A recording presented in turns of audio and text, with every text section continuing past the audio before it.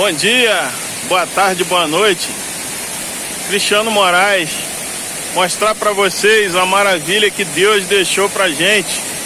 Infelizmente, alguns estão querendo destruir. Olha aí, gente, vem pra cachoeira à vontade. Mas pelo amor de Deus, gente, não acende churrasqueira nos galhos das árvores. Olha que coisa bonita, olha a natureza, como é que é bela, olha. Olha que coisa bonita, ó. Tá vendo?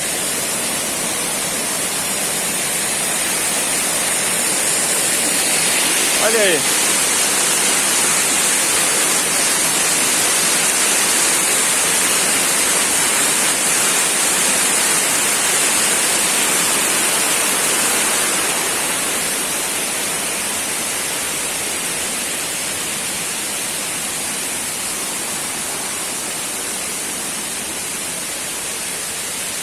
Olha.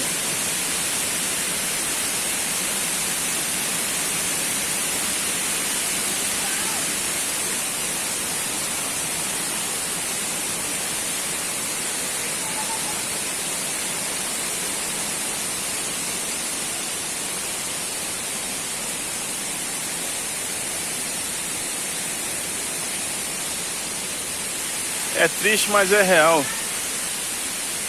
É triste. O lugar é bonito. Vamos tentar preservar, gente. Vamos destruir, não.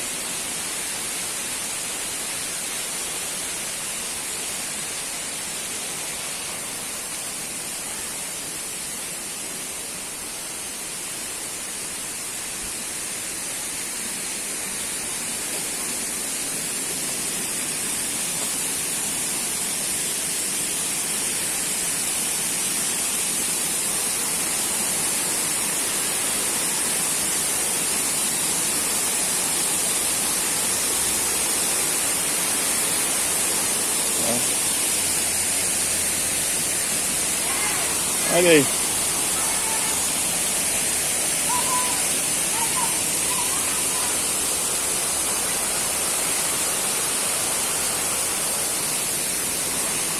É isso aí, pessoal. Cristiano Moraes, bom dia, boa tarde, boa noite. Vamos preservar a natureza.